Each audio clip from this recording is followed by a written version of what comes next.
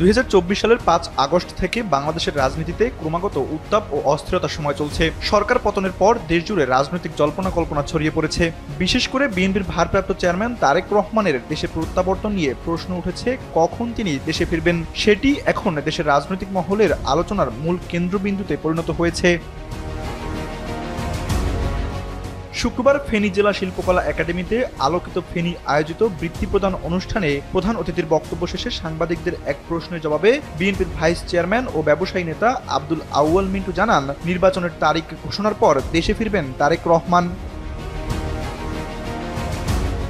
আব্দুল আউয়াল মিন্টু বলেন, এখনও দেশে মব ভায়োলেন্স চলছে, গণপিটুনিতে মানুষ মারা যাচ্ছে, আইন শৃঙ্খলা পরিস্থিতি স্বাভাবিক হয়নি। এই মুহূর্তে দেশে কেউ নিরাপদ নয়। তবে নির্বাচনের তারিখ ঘোষণা হলে তারেক রহমান দেশে আসবেন। RICL TMX, যুগের পর যুগ স্থাপনা থাকে মজবুত। নির্বাচন নিয়ে শঙ্কা আছে কিনা জানতে চাইলে আব্দুল আউয়াল মিন্টু বলেন, যখন দেশে গণতান্ত্রিক সরকার থাকে না, সরকারের বৈধতা নিয়ে প্রশ্ন ওঠে, তখন সবকিছু নিয়ে শঙ্কা থাকে।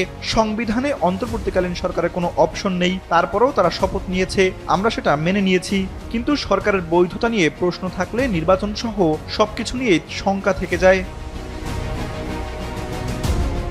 2024 সালের আগস্টের পর থেকে দেশের রাজনৈতিক অস্থিরতা ও জল্পনা কল্পনার মধ্যে বাংলাদেশবাসী তাকিয়ে আছে তারেক রহমানের দেশে প্রত্যাবর্তন ও জাতীয় নির্বাচনের সময়সূচির দিকে। সবকিছু এখন নির্বাচনের তারিখ ঘোষণার উপর নির্ভর করছে, যা বাংলাদেশের রাজনৈতিক মঞ্চকে নতুন দিক নির্দেশনা দেবে।